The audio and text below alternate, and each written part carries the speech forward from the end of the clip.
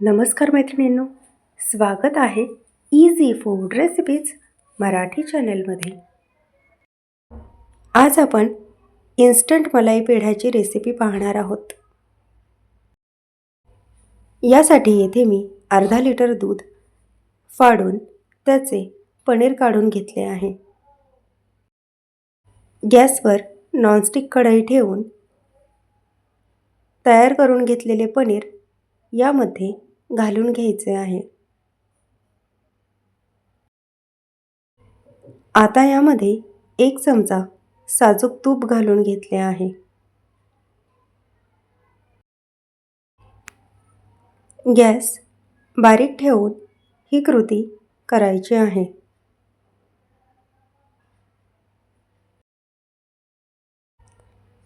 पनीर चांगले एकजीव होईपर्यंत हलवून घ्यायचे आहे.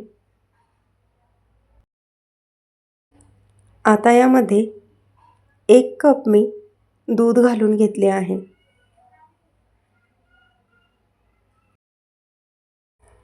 आता यामध्ये 2 चमचे मिल्क पावडर घालून घेत आहे.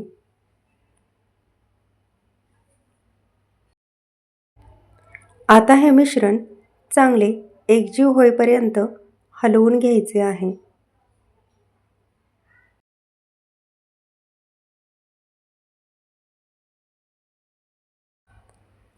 गॅस मंदच ठेवून हे मिश्रण आपण आटवून घेणार आहोत. आता यामध्ये साखर घालून घ्यायची आहे. येथे मी 2 चमचे साखर घालून घेतली आहे. दुधाला गोडसरपणा असतो, तसेच मिल्क पावडरही गोडसर असते. त्यामुळे पेढा बनवण्यासाठी जास्त साखर लागत नाही. 2 चमचे साखर येथे पुरेशी आहे.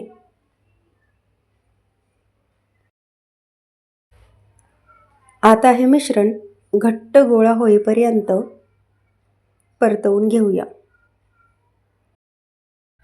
चिमूटभर वेलची पूड घालून घेतली आहे. आता 5-6 काड्या केशर मी दुधामध्ये भिजवून ठेवल्या होत्या, ते घालून घ्यायचे आहे. म्हणजे पेढ्याला छान नैसर्गिक रंग आणि सुगंधसुद्धा येईल. अशाच छान छान रेसिपी या चॅनेलवर आधीसुद्धा अपलोड केलेल्या आहेत, त्यासुद्धा तुम्ही पाहू शकता. तसेच चॅनेलवर नवीन असाल तर सबस्क्राईब करायला विसरू नका.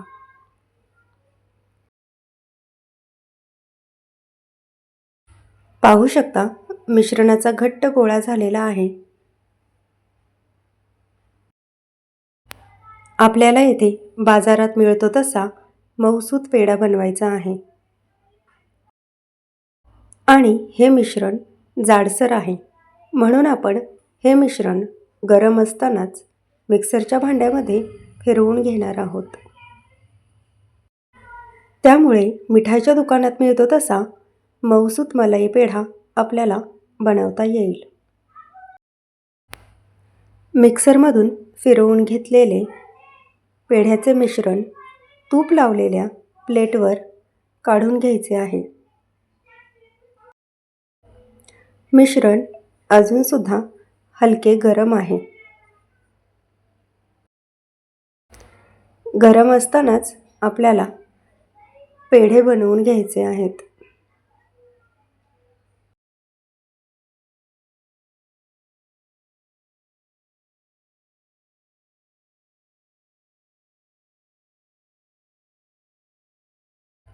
हाताला सुद्धा येथे मी साजूक तूप लावून घेतले आहे, म्हणजे पेढ्याचे मिश्रण हाताला चिकटणार नाही आणि पटापट पेढे बनवता येतील. मस्तपैकी आपल्याला हव्या त्या आकाराचे पेढे आपण बनवून घ्यायचे आहेत.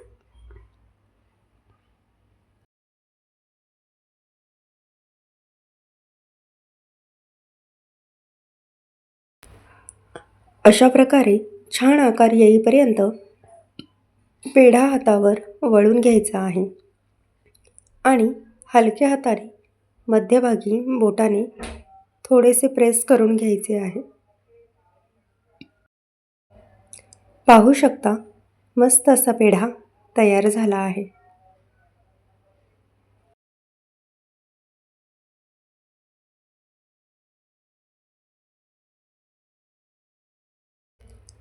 झटपट होणारा इन्स्टंट मलाई पेढा नक्की ट्राय करून बघा.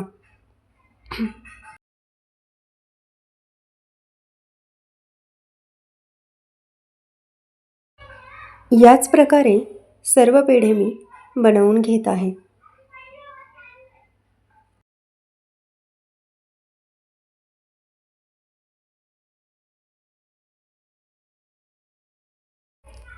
अशा प्रकारे सर्व पेढे आपले बनवून तयार झाले आहेत.